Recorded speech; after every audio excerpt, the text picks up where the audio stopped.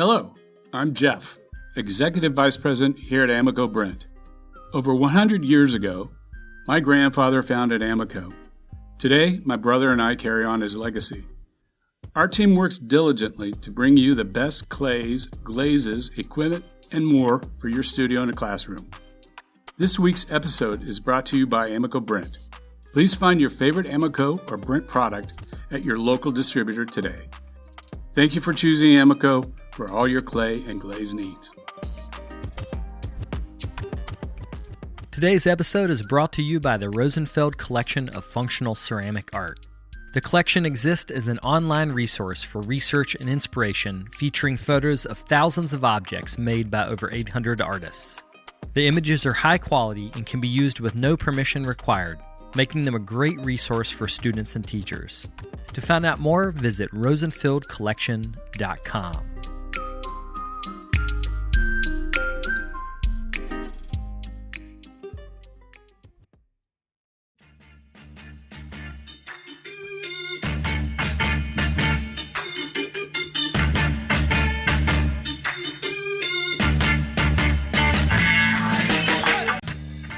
Welcome to the Tales of a Red Clay Rambler podcast, featuring interviews with culture makers from around the world. This is Ben Carter. I'm going to be your host. If you'd like more information on the show, please visit our website, talesofaredclayrambler.com.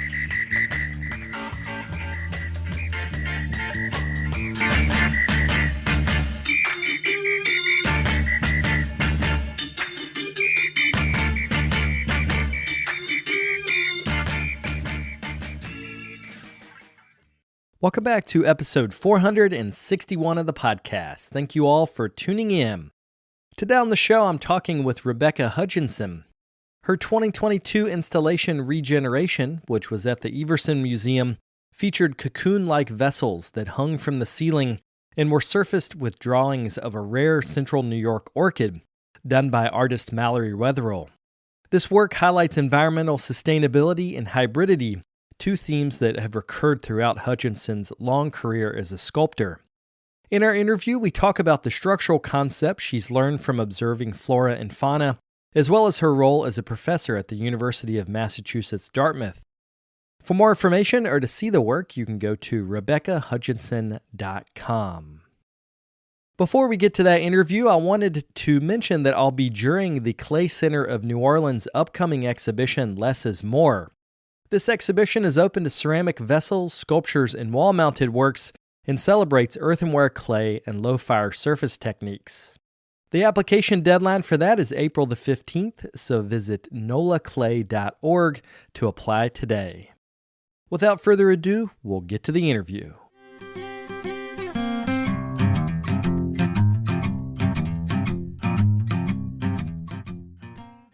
We're going to start from current time and then work backwards in your biography. So I wanted to talk about the show you have at the Everson called Regeneration, which just closed at the beginning of the year. Can you talk a little bit about how that show related to Central New York and the story of the orchid? Yeah, that was the part that was so riveting for me, actually. As an installation artist, there's elements of collecting material that makes sense, collecting data, connecting to place. That's really a strong commitment in my career. And so research happened well before the show. And it was, finding out a little bit more about Syracuse, the Syracuse region. And, coming on, in a very open-minded, unbiased way, like, what am I going to learn?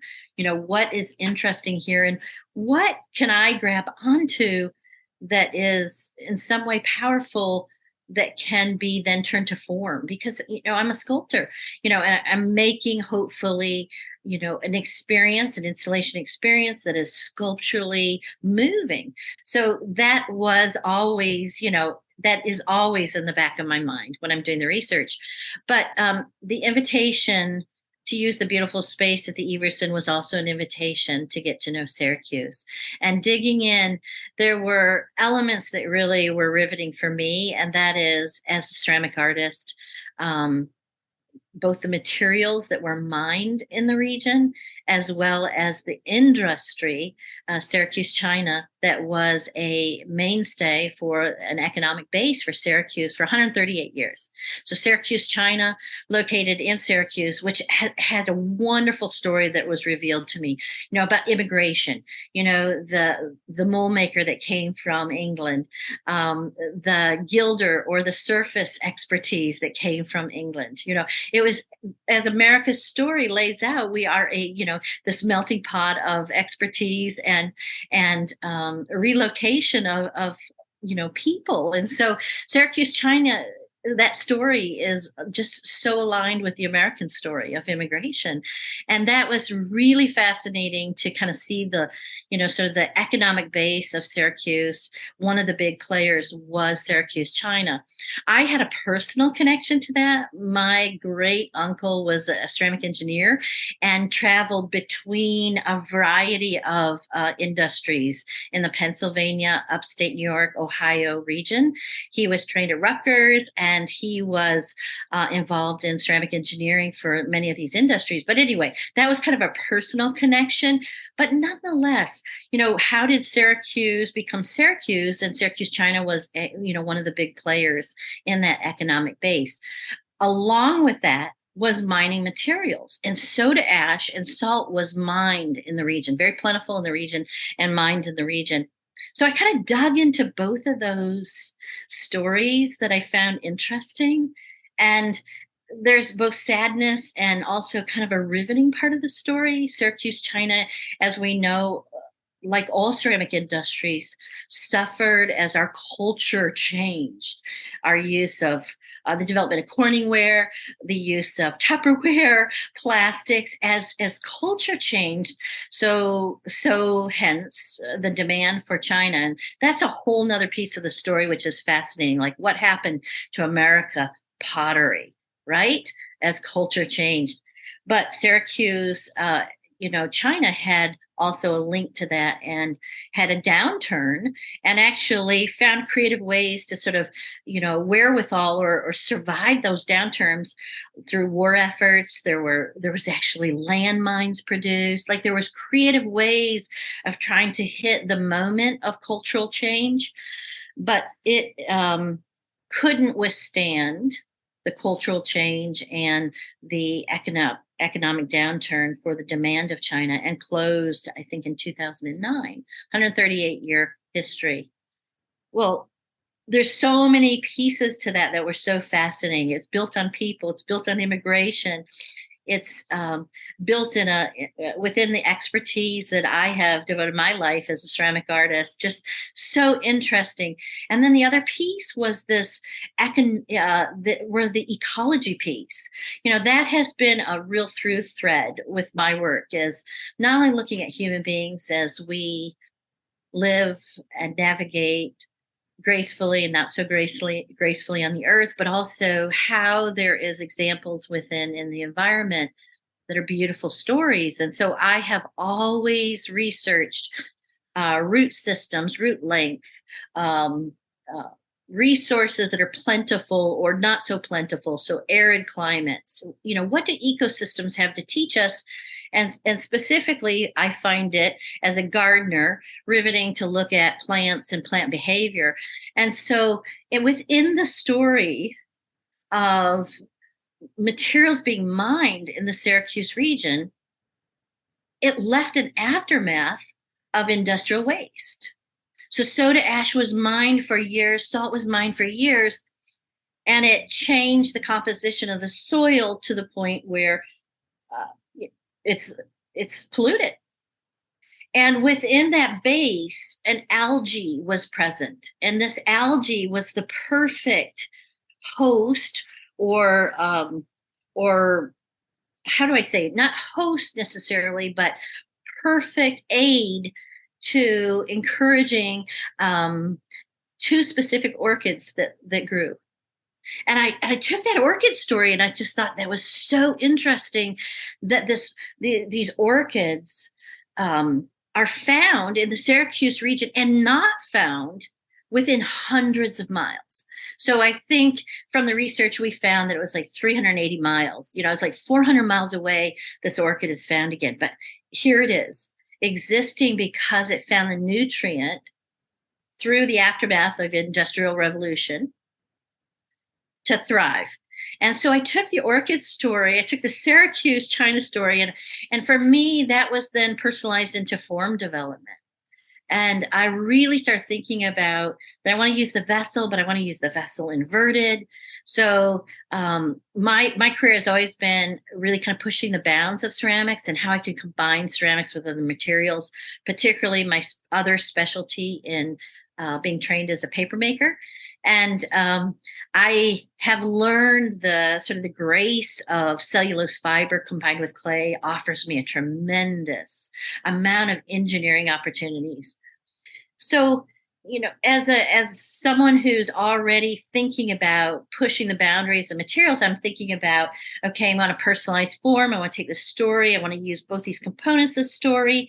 And I decided to work very large scale with the vessel, but inverted. So for the Everson show, entitled Regeneration, you walk into a space about 34 feet deep by about more or less 22 feet wide. And I've created pathways and I've created sort of the physical experience of experiencing space, but also these very large inverted vessels, very lightweight, connected to the ceiling. And they are then a host for a series of drawings on the surface of these orchids. So it was just this combination of decline, emergence, and hope, and a blending of this cultural story and this environmental story. There were so many references you made during your artist talk at the Everson that I thought were interesting. And one of them was that you talked about the way that birds will live in colonies and the way that the architecture of a colony, in terms of things being close together for security and strength, that's something you've looked at. And it helped me understand the visual layout, like why when you walk into this room that these large pod-like forms are hung relatively close to each other. I mean, I guess they're probably 4 or 5 feet apart from each other. A body space between, basically. Yeah. So can you talk about the idea of a colony in the way that you mimic animal architecture in your work? Yeah, that's a wonderful question. Not one that always comes to me. So I love having that opportunity. That has been a through thread of interest since, to be honest, if I can give you a little bit of my background, since graduate school at University of Georgia, 24 years ago, then going to be invited to the Archie Bray Foundation. I actually was a 2-year resident, and some things really solidified for me. And I know you didn't ask for my background, but I kind of have to lay that sort of that sort of landscape for your listeners, and that during that deep, concentrated, evaluative time of graduate school and a 2-year concentrated residency, I really began to think about my mastery of these materials that I have, my deep awareness that my work is best large scale, and my awareness of growing around psychology. My parents were both scientists, observation, and then living in Helena, Montana, where land and nature are so dominant. And probably having that for the first time, where the dominance of that experience really encouraged me to look more closely at species in addition to plants. And for me, then, I found it fascinating that it was paralleled sort of with my own development of my family. I had an 11-month-old beautiful little girl that, as a family, husband and daughter traveled to Helena and making work for 2 years. And I started looking at species, and I started looking at, behavior of species. And again, that sort of behavioral connection has always interested me. Like, why does something exist? Why does something survive? How and what are those sort of reasons, or what's the behavior within that? And then, of course, I'm interested in other kinds of behavioral things, like how does nature respond to those things as well? There's other elements to that. But looking at species was a really strong connection for me to find kind of a eureka moment of the blend of my materials, cellulose, natural materials that can be grasses, anything that grew on the earth is made into paper. This expertise in cellulose and paper making aligned with my definite expertise in clay, and my connection to the earth, species are like doing the, exactly blending those materials. So there was this deep awareness that species are building dwelling by the availability, or what I would call the vernacular, all materials from location or place. So collecting, gathering, form building, but then the behavior, the reason for that I found it so deep that, that particular birds nest in very particular patterns to increase survival.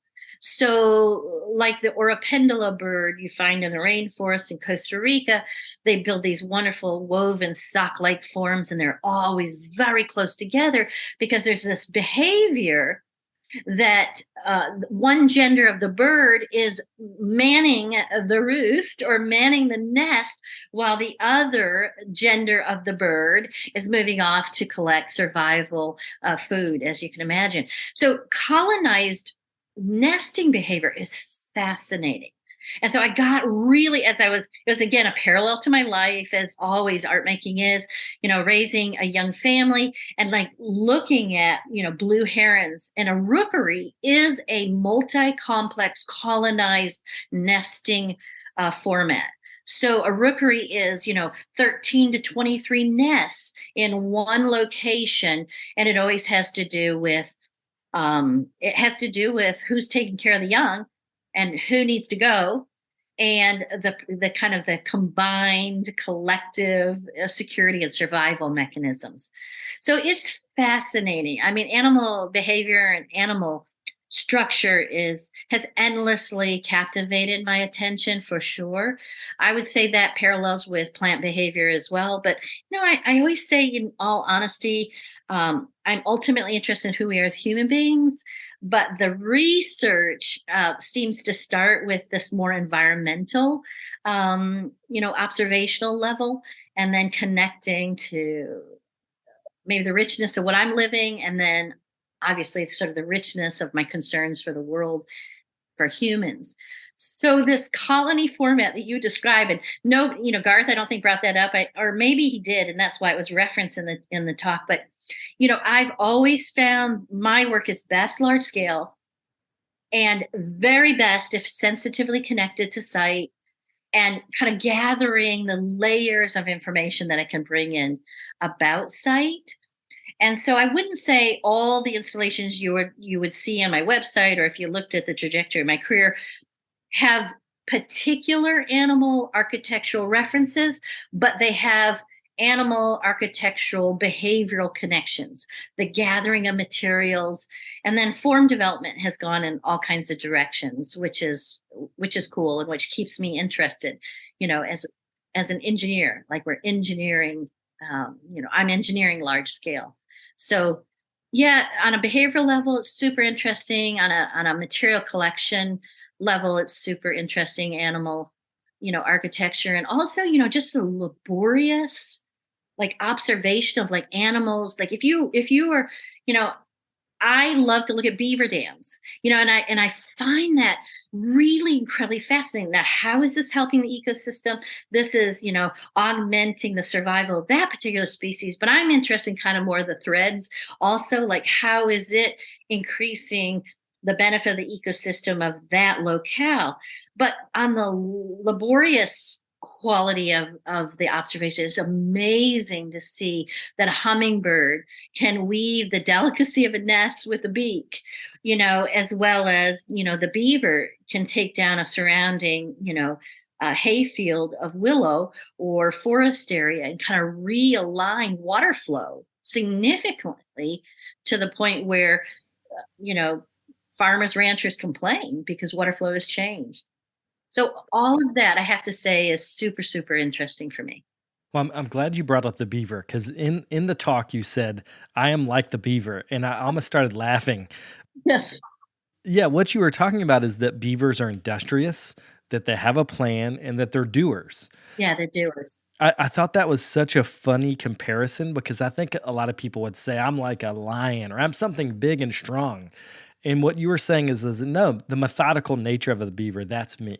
So can you talk about how your work, how your work drive has changed over time, say from those grad school days and the time at the Bray to say now, like how have things changed in terms of your pace of work and the way you think about work? Right, right. And I can even go back a little bit farther from grad school. I went to a wonderful undergraduate, school, Berea College, where craft and making is central to the mission of the school, as well as a sustainable mission that every student does not pay, anything to go to school, but every student offers a skill to keep that organization, that community, a thriving organization. I had really good throwing skills, and I threw for Berea College, for undergrad, and it was a 10-hour commitment. And there were 6 of us who were called apprentice. There was actually a master apprentice at the time,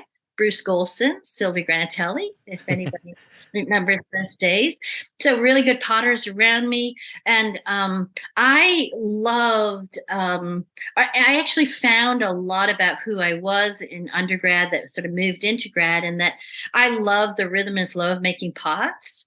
And I loved the multiplicity of making pots. And that is still very in line to how I'm working now, and always work. And that I actually loved the moment where there were 9 bowls sitting on my wear board, and I had all of a sudden this relationship between bowl to bowl to bowl to bowl to bowl. And it was there that I sort of found the deepest of metaphor for being human and being in community. And I was like, I'm done. I knew that I was following through, and bisking and glazing, and the total aspect of bringing wear to humans. But I really found, the repetitive nature of making beautiful for me. Like that was powerful and made sense. And I think that I was developing as a sculptor even during those times, and, changing the surface of the vessel. I was working really large scale vessel, and I was actually making these darts and interrupting the surface of the vessel, and everybody knew that I was sort of interrupting the vessel and interrupting the scale of the vessel, to the point where, everybody was like, build your own kiln around the form. I was given permission to kind of, let the work grow. And in graduate school, that is what happened for me. I found scale that made sense to me. At University of Georgia, I found scale. I found site connection. I found that I was, that the research around locale or region made sense to me. So bringing in the threads, but repetition was still in play. In grad school for me, I was making multiple form, and connecting. Same when I launched there was a sort of an intermediate career moment between a graduate school and Archie Bray, and I worked for the North Carolina Arts Council doing artists in schools, and I did it for 2 years, traveling all over North Carolina, listening deeply to teachers about what they're teaching, and then how I could match a creative activity in clay or other materials that would sort of bring learning more expansively. And then from there, I went to the Archie Bray for 2 years. Repetition has never left. I think the repetition, the loving of labor, and knowing that accomplishing is beautiful, and to then create an environment through the graciousness of invitations of museums, and using these floor spaces to then hopefully create these experiences, where people can walk in and see and feel with their body, move around the forms, not just encounter object on pedestal. The repetition has always stayed in play. Form has changed, materials have changed, how I'm engineering has changed, the research that I find in each invitation has changed, but the repetition and pattern making and spatial use and form connecting to being physically human. So all of my work is large scale. It all is body size and larger. All of that has remained very much the same.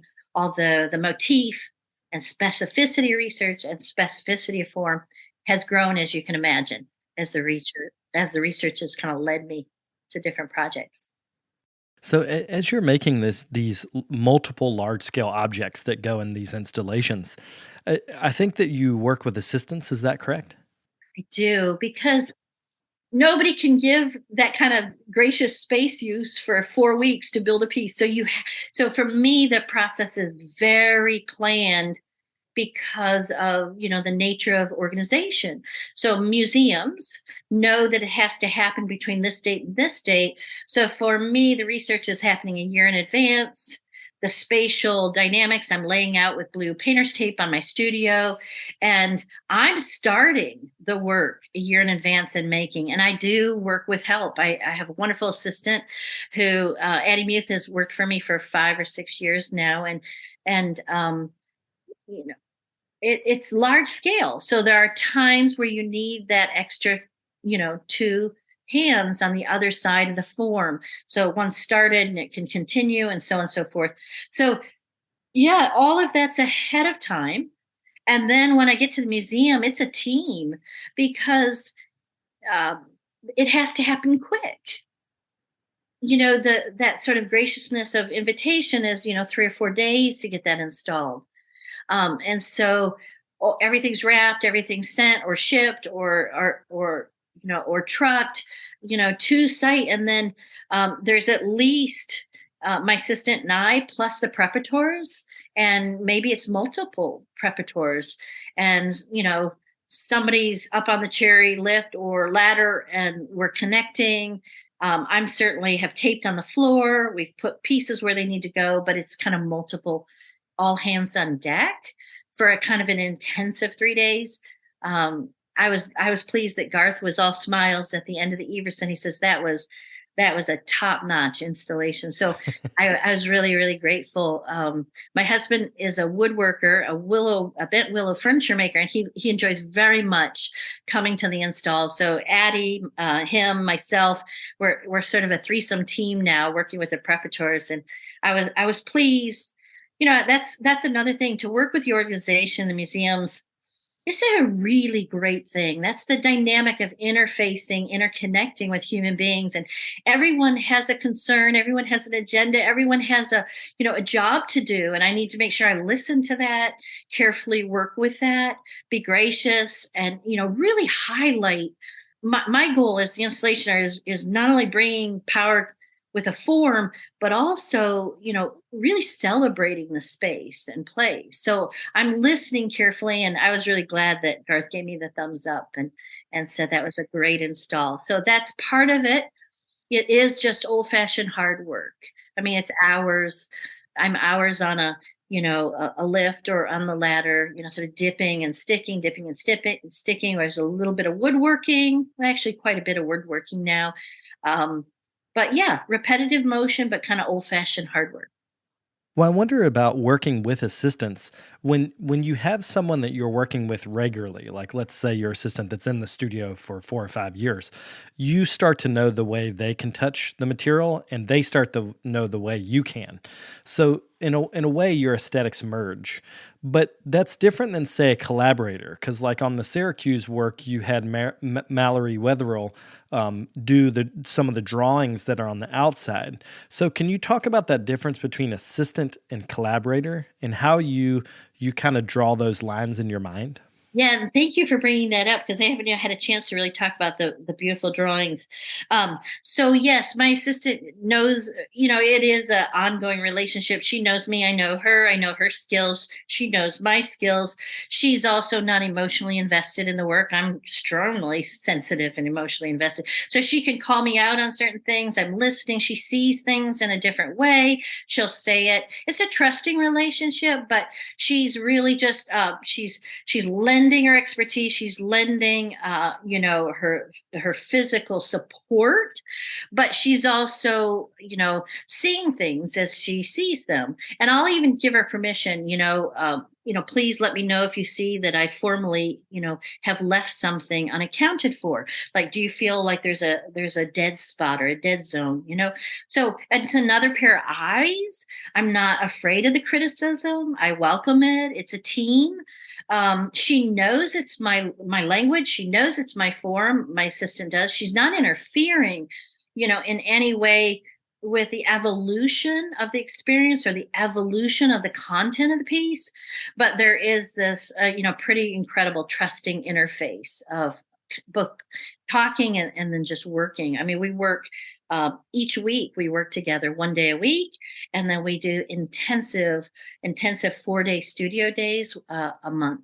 So we are constantly moving. She keeps me on a kind of production track, and we're constantly working, through projects and the next project. Now, I had the opportunity to think about the surface, and I was like, I want these surfaces to be enlivened with this orchid, this beauty of this orchid. And so I'd done the research, I collected images, and I reached out to Mallory Weatherall, and I said, would you like to team up? And, I would like to hire you. I'm going to touch the surface, but I'd like to hire you to come and articulate and illustrate as you see these images. And then I'm going to go back and I'm going to balance the drawings or balance the forms or touch up the work a bit more. And she said, absolutely. I said, so I'm hiring you by contract to come, and I'm going to host you. I'm going to feed you. I'm going to give you whatever you need. And she said, great. So I flew her in, and she was with me in the studio for 4 full work days. And I had already drawn and did some washes on the surface. I had already prepared areas that I wanted done. And then Mallory just went to town. She kept asking me, do you have parameters here, size of the orchid? I said, you've already seen the touches I've already made. We want to think about, I kept giving her kind of the lay of the land. Conceptually, we want the orchids to find their place on this new host, these upside inverted vessels. So I gave her parameters, and really she just sort of got involved, and she worked really hard for 4 days. And then we dropped her off at the airport and she flew home. I then got to touch them up again. I got the drawings are beautiful. I chose blue because the history of blue decorative history in ceramics. So I chose a blue and a black ink, and they're painted onto areas that I have stuccoed and sanded smooth. So I've really worked the surface, so there was quite a beautiful smooth surface to draw on. And she liked it. She really commented she liked the surface it was on. But it was contracted, and she was sensitive to hear kind of the story that she could bring forth. And she was open to me touching it before and touching it after, and allowing it to be, this collaborative experience in that way. And the drawings came out really special. I guess you saw the images in the installation. I think she was proud of it. I was proud of it. It was really a great experience to work with another artist. What I like about her aesthetic as well is that it's so crisp. Like Mallory can draw.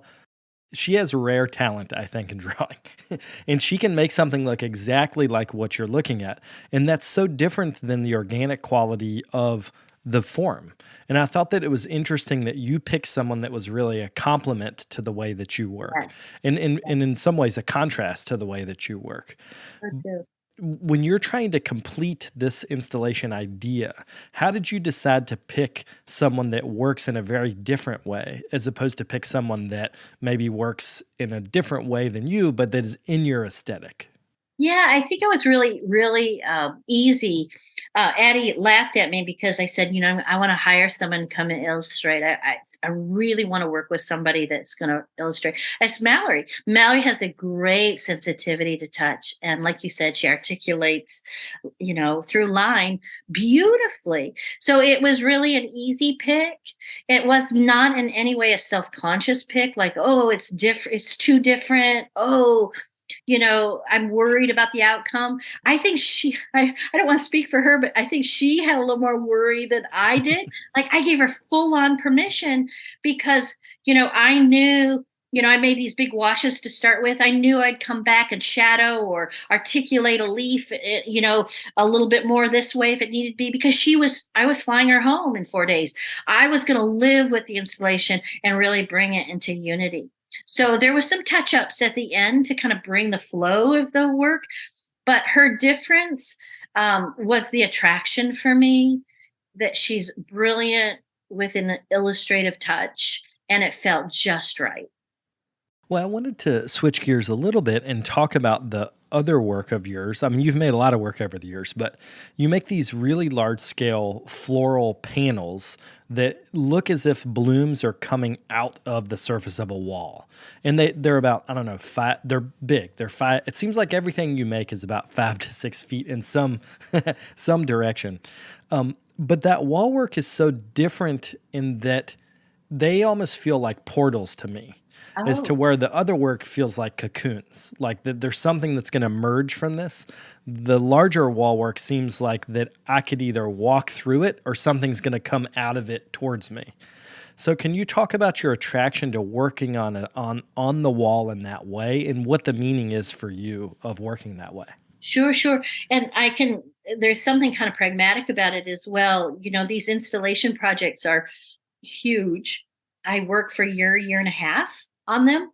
And so they're like, I always call those the marathon projects. They're my endurance. Like, I got to stay with it. They take a lot. While at the same time, I have this, making quest in a studio life.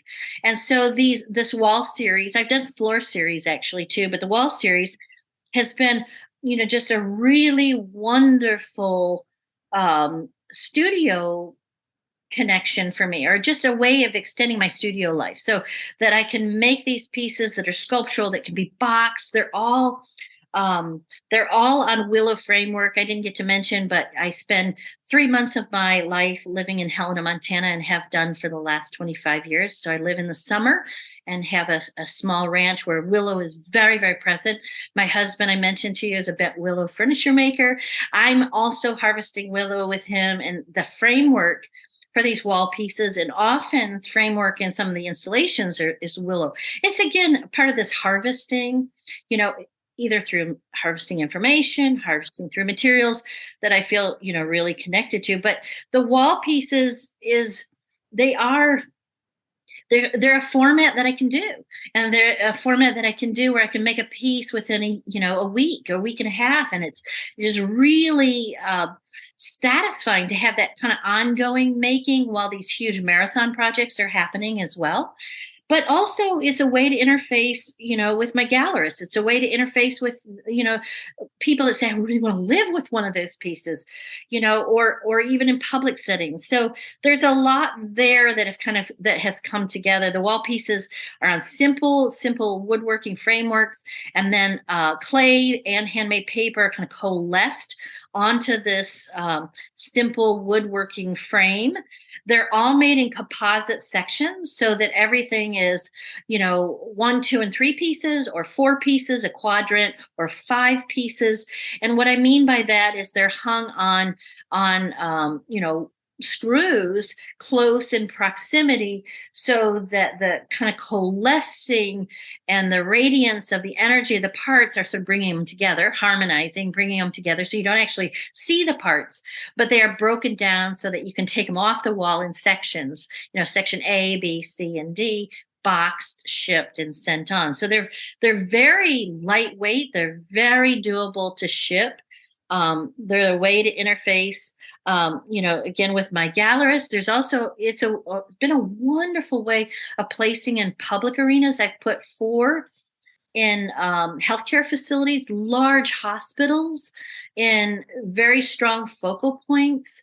And that just felt like such a great fit in the last 3 years during this whole crazy pandemic time, to put them in places where they could hopefully bring joy, where they're radiant, where there may be a place where there's less of that, where these focal points can really, really count. So I've placed them publicly as well. So everything is, component made. So I make parts. There's the assemblage again, back to my roots as a potter. Lots and lots of parts. Parts are then fired and then glazed, or parts are in handmade paper, again, because the pieces are kind of coalescing both non-fired and fired elements. But then everything is built through kind of a muddy adobe blend of this cellulose and clay plus an adhesive. So I'm literally dipping fired glazed pieces into this sort of adobe mix and attaching them on this simple wooden framework piece by piece by piece by piece, sort of growing out, blooming out in the forms, and coming dimensionally off the wall, sort of radiating. So again, so the harmony is more on a coalesced or harmonic, balanced way. Even if it's asymmetry in the framework, I sort of want to bring it back to a moment of where there's sort of this more harmonic quality, and conceptually, it all still felt right to me. Not only the material choice, the material production, the labor of my production felt right, but also, this these frameworks were divisional frameworks that I was working on the wall. Top two pieces, bottom two pieces, and the concept of the work is sort of navigating around those boundaries, ignoring those boundaries, and sort of coalescing into this unity, which felt still very, very connected to being an installation artist and being in, the situation where I am using the totality of the room, the totality of the space, and having, this conversation about the nature of place, but, a more holistic and totality of the experience. So it felt connected, but different, but gives me a richness in the studio life. Yeah, and it makes sense that the gallerist that you work with is also happy because it's an accessible format within art history. Because essentially they're 5 by however many feet. They function like a 3D painting, like they're coming out from the wall towards you. But the gallerist likes that, I'm sure, because it's nearly impossible, I would imagine, to sell an installation unless it's to a museum, right? Because they need space. Like very few private buyers are going to be able to buy a 40-foot by 20-foot installation, but they can buy a 5 by 6-foot wall piece. It's true. It's true. That has extended my collection base. It has extended my conversations with people. Again, it's extended from being citing pieces in domestic settings as well as public settings. You're right. And it also has extended kind of the invitations of my exhibitions too. I just showed with painter Joan Snyder from the Hudson River Valley, and we showed on the main museum on the Cape in Provincetown. And it was beautiful to see the kind of the paintings and the sculptural work, which were very painterly, as you said, where color is paramount next to each other. So it's been a good choice. I teach. I haven't mentioned that yet. I'm mentoring young professionals. I have a really large and vibrant graduate program. I have 10 one-year PBC graduate students, and then I have 10 MFA graduate students studying at University of Massachusetts Dartmouth. And I'm very aware of being sensitive as a listener that they are emerging professionals, and we're talking a lot about conceptual clarity. We're talking a lot about what your avenue is, your lane, like your mastery. And that when you finish a graduate program, you are making the very best in the world at what you do, that kind of lane. But also, we're also talking a lot about how that lane also has incredible threads to succeed in a career.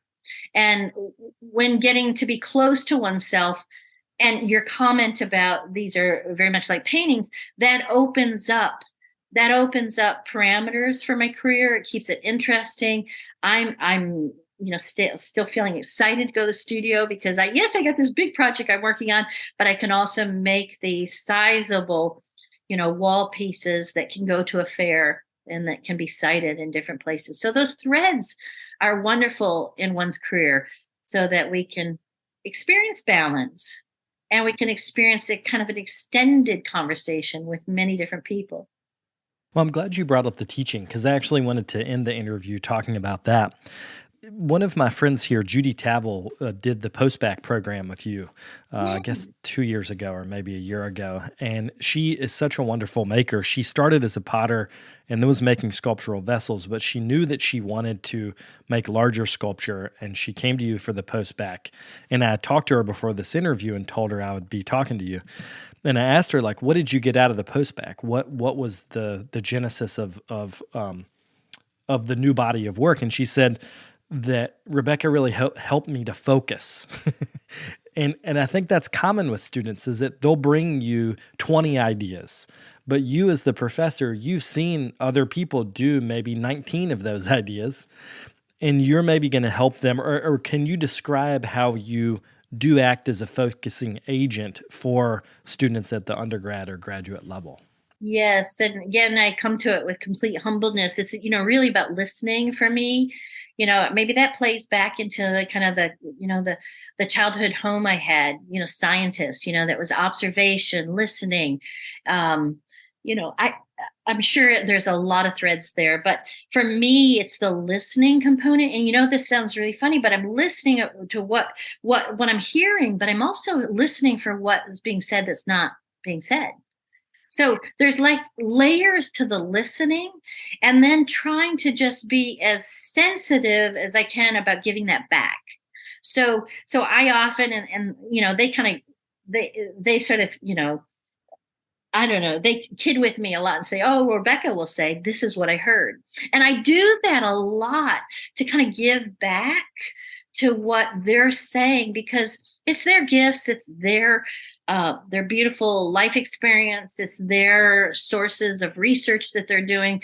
I'm just trying to be a good facilitator, to listen, to give back, and to really mentor the expertise, because then there's the technical component, like, wow, you really need to try it this way, or have you thought about trying it this way?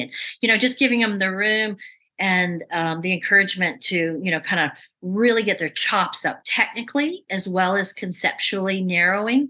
So I think it's a blend, kind of a dance between both of those ways of, conceptually trying to give a lot, technically try to give a lot, encourage.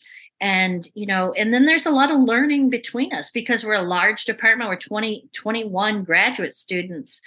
And I have to mention that my program is hybrid. So my post-bac program and the program that Judy participated with was long distance. So I have post-bac students from all over the world, and it is blended with face-to-face, feet on the ground students that are doing the post-bac program, as well as blended with the MFA students. So there's these layers of learning. So I know that we're learning from each other as well. But for me, I'm trying to be as sensitive as a listener as I can, as honest and authentic as I can in terms of giving back to what I hear. And, just really sort of mentoring. You can do it. Mentoring. There's so many possibilities for a career. Let's look at all those possibilities and let's find, what's the direction for you? What's the direction that really, really fits? So that's really kind of a teaching philosophy, in a nutshell, but that's how I approach it. But I have a huge upper level area. I have a small undergraduate department, and that's a different kind of teaching, to be perfectly honest. But the graduate level teaching is all about really understanding that they have all the information they need. It's just so much. And it's about that sifting and sorting and finding those authentic kind of, threads, that anchor. Like, what's the anchor? What's the anchor that's pulling all those threads? There might be 9 threads, but what is the rock that's wrapping around at the base of all those threads? And, really trying to understand that anchor and just constantly listen, constantly give back. And then it's really about space and a beautiful facility to work in. Beyond that, just having the technical support to kind of carry through. To wrap up, can you leave either your website or social media so people could get in touch with you if they want to talk about what we talked about today? Yes, I'm just RebeccaHutchinson.com. And then you'll find me on Instagram, Hutchinson Studio. So feel free to go both to those spots. And, love to hear from you if there's a question that you'd like me to articulate a little bit further on. Well, thanks so much. I really appreciate this. Thank you for the opportunity. Wonderful to talk to you.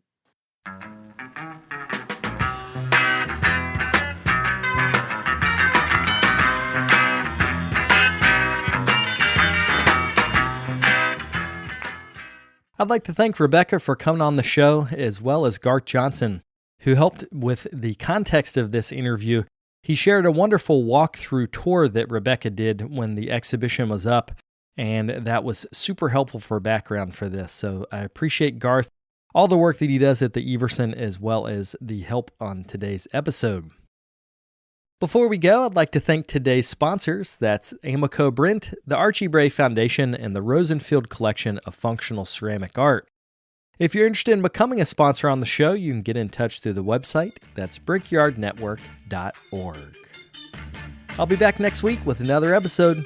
Thank you all for tuning in. If you'd like more information on the artists on the show, or if you'd like more information about the workshops and events that I'll be having in the next couple months, you can follow me on Twitter, Instagram, and Facebook under Carter Pottery. Another great way to support the show is to leave me a comment on iTunes. To do that, search Tales of a Red Clay Rambler under iTunes Podcasts, and you'll find a page that's linked to our show. Thank you guys for the support.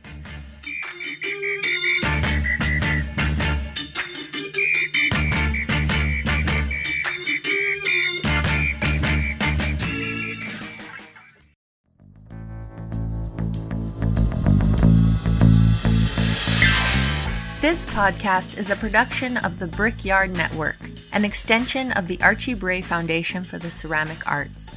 To find out more about our lineup of ceramic podcasts, visit brickyardnetwork.org.